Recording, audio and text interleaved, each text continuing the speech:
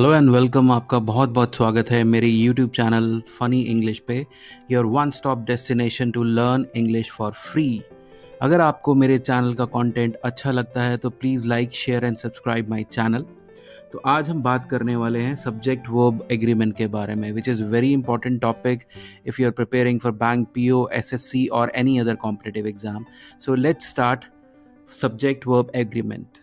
Okay, everybody ready?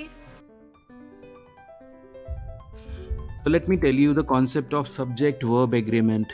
Basically जो इसका concept है वो ये कहता है कि अगर किसी सेंटेंस में अगर आपका सब्जेक्ट सिंगुलर है तो आपका वर्ब भी सिंगुलर होना चाहिए। अगर आपका सब्जेक्ट प्लूरल है तो आपका वर्ब भी प्लूरल होना चाहिए। In the sentence the verb must always agree with its subject in number and person. When the subject is in singular form, the verb must be in singular form. When the subject is in plural form, the verb must be in plural form. This is what I've just explained you. If the subject is singular, then your verb has to be singular. If your subject is plural, and then your subject has to be, then your verb has to be plural. अब कुछ example से बात करते हैं।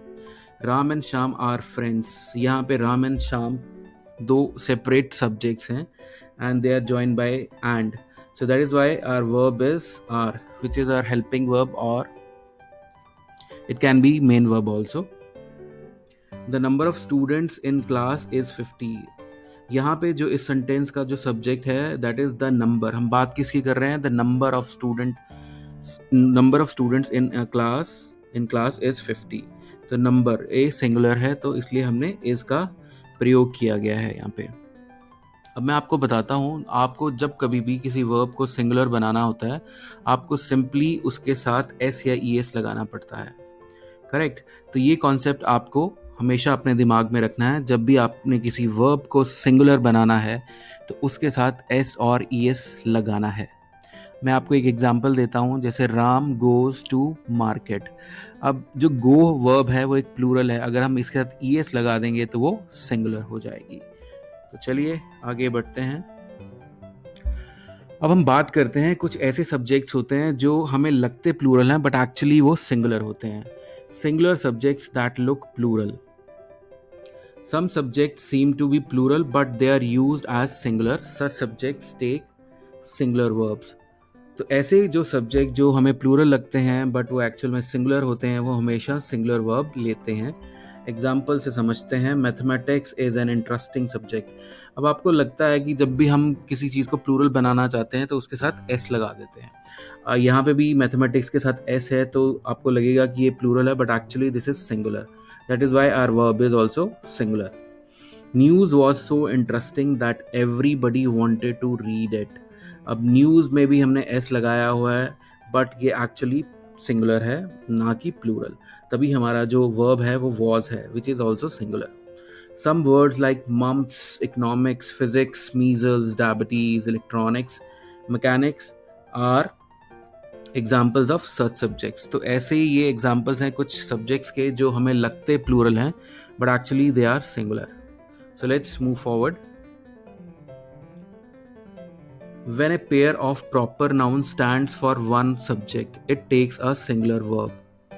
तो जब कभी भी a pair of proper nouns एक सिंगल सब्जेक्ट के बारे में हमें बताते हैं तो हम हमेशा सिंगुलर वर्ब लेते हैं। Let's understand with the help of example. Pride and Prejudice is a famous novel. अब Pride and Prejudice is a single subject because they are the name of a novel. Correct. If you'll search it on Google, you'll find that there is a novel by the name of Pride and Prejudice, which is a singular thing. That is why the verb is singular. Reed and Taylor is a famous brand. You must have heard about Reed and Taylor, the famous men's fashion brand. तो आपको लग रहा होगा कि read and Taylor ये दो अलग अलग सब्जेक्ट हैं but actually this is only one, Reid and Taylor, although they are connected with and, but they are conveying the idea of a singular subject. That is why the verb is also singular. Two nouns joined with and referring to same person or a thing or suggesting one idea take a singular verb. जब भी कोई दो nouns को हम जोड़ते हैं with the help of an and, but they refer to the same person. वो हमें सिर्फ एक आदमी के बारे में बताते हैं या किसी एक वस्तु के बारे में बताते हैं या कोई सिंगल आइडिया कन्वे करते हैं, तो वो सिंगुलर वर्ब लेते हैं। The great poet and philosopher is good friend of mine. अब यहाँ पे जो मेरा दोस्त है वो एक पोएट भी है और फिलोसफर भी है, which is means he is the same person. So एक सिंगल पर्सन का आइडिया कन्वे कर रहे हैं, that is why the verb is also singular is.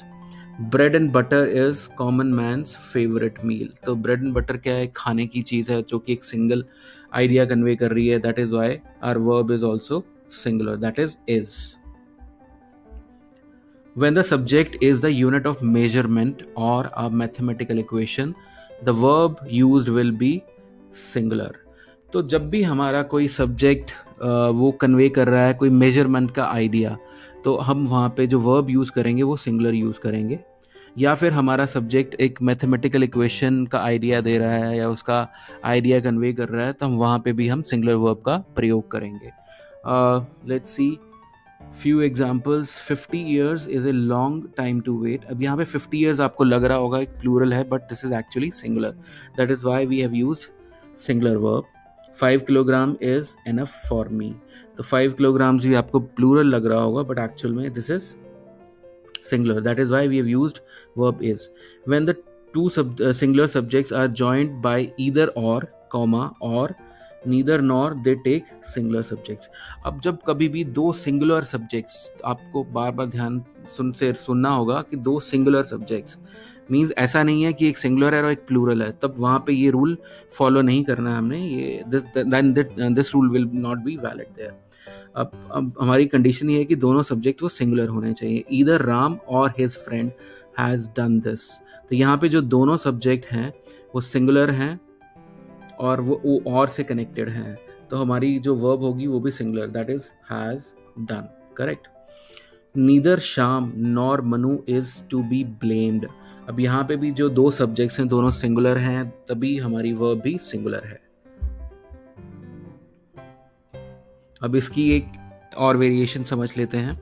When the subjects are different in number और person, the verb is according to the subject near to the verb. अब पहले मैंने आपको बताया था जो पिछले रूल में कि अगर दो singular subjects neither nor either और या और से कनेक्टेड हैं तो जो हमारी वर्ब होगी सिंगुलर होगी। बट यहाँ पे कुछ ट्विस्ट है। ट्विस्ट क्या है कि अगर हमारे पास दो सब्जेक्ट्स हैं वो डिफरेंट इन नंबर्स हैं, मतलब एक सिंगुलर है दूसरा प्लूरल है, तो जो हमारा वर्ब होगा वो हम कैसे डिसाइड करेंगे? वो हम डिसाइड करेंगे जो वर्ब के पास में जो सबसे सब्जेक्ट होगा उसके हिसाब से हम वर्ब को डिसाइड करेंगे। आपको एक एग्जांपल से और भी क्लैरिटी आ जाएगी। ईदर राम और his friends have done this. अब यहाँ पे वर्ब के पास वाला जो सब्जेक्ट है हिज फ्रेंड्स, तो ये क्या है? प्लूरल है, तभी हमारा वर्ब भी प्लूरल है। Neither you nor I was willing to go. अब यहाँ पे जो वर्ब के पास वाला सब्जेक्ट है वो सिंगुलर है, that is why our verb is also singular. When two subjects joined by as well as और with, the verb is according to the first subject. तो जब दो सब्जेक्ट्स को हम ज्वाइन करते हैं या जोड़ते हैं एज वेल एज या फिर विद से, तो verb will be according to the first subject. तो सेंटेंस में जो फर्स्ट सब्जेक्ट आएगा उसके अकॉर्डिंग हमारा वर्ब होगा। अब समझते हैं एग्जाम्पल से। He as well as his brother is naughty। अब दो सब्जेक्ट हैं जिसे हमने as well as से जोड़ा है, तो फर्स्ट सब्जेक्ट ही है और सेकंड है his brother। अब जो फर्स्ट सब्जेक्ट है वो डिसाइड करेगा कि हमारी वर्ब सिंगुलर होगी या प्लूरल होगी। अब यहाँ पे जो हमारा फर्स्ट सब्जेक्ट है वो सिंगुलर है, that is why our verb is singular. अब नेक्स्ट सेंटेंस देखते हैं। The king with his soldiers has arrived. अब यहाँ पे जो दो सब्जेक्ट्स हैं, the king and his soldiers, अब यहाँ पे दोनों को हमने ज्वाइन किया है विद के साथ, तो हमारा जो फर्स्ट सब्जेक्ट है the king, that is singular, that is why our verb is also going to be singular, तभी हमने यहाँ पे हैज लगाया। Now let's see pronouns like each, either, neither, another, anybody, anyone, anything, everybody, none, nobody, nothing, somebody, someone, something take verbs in singular form। तो जब भी कभी इन pronouns इन words में से आ जाए तो हमने जो verb का selection करना है वो हमेशा singular form में करना है। Let's see example। Neither of the books is good। अब यहाँ पे नीदर क्या है, नीदर इन प्रोनाउंस में से ही है, तो जो हमारा वर्ब होगा वो सिंगुलर होगा। Let's move to the next example, everything depends on your effort. तो यहाँ पे भी हमारा जो वर्ब है वो सिंगुलर है, क्योंकि हमारा जो प्रोनाउन है वो एवरीथिंग है, which is also taken from these words given here. Correct.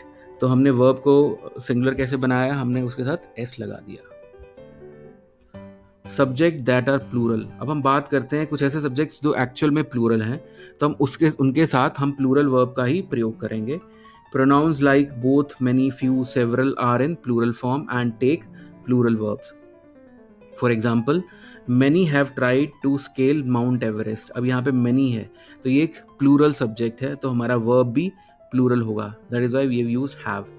Few have succeeded, अब फ्यू भी हमारा प्लूरल सब्जेक्ट है, that is why our verb is also plural. Two and more singular nouns joined by and make a plural subject, they take a plural verb. अब दो या दो से ज़्यादा अगर सिंगुलर नाउन्स को हम एंड से जोड़ देते हैं तो वो हमेशा प्लूरल वर्ब लेते हैं। सो समझते हैं एक एग्जाम्पल की मदद से। Delhi and Kolkata are the most populated cities of India. अब यहाँ पे दिल्ली और कोलकाता दो सब्जेक्ट्स हैं, सिंगुलर सब्जेक्ट्स हैं और या सिंगुलर नाउन्स हैं जो कि एंड से कनेक्टेड हैं, तो हमारा जो वर्ब होगा वो भी प्लूरल होगा। The Taj Mahal and the red fort were built by Shah Jahan. अब यहाँ पे the Taj Mahal and the red fort, they are two different singular nouns joined by and, that is why our verb is also plural. Now let's see few more rules. Nouns like trousers, socks, pants, binoculars, scissors, spectacles are always plural and therefore take plural verb. तो ये जो nouns दिए गए हैं, अगर ये जब भी आएंगे हमारे सेंटेंस में तो हमेशा वो plural verb ही लेंगे। Let's see an example. Your spectacles look good. अब spectacle क्या है, प्लूरल है, तो वही हमारा वर्ब भी प्लूरल है। अब वर्ब हमारा प्लूरल कैसे है, अगर वर्ब के साथ एस या ई एस नहीं लगा है तो वो प्लूरल फॉर्म है, अगर एस या ई एस लग जाएगा तो वो सिंगुलर फॉर्म हो जाएगी। Next example, these scissors are not sharp enough. अब सिजर्स भी एक प्लूरल नाउन है और इसके साथ भी हमने जो वर्ब लगाया दैट इज ऑल्सो प्लूरल।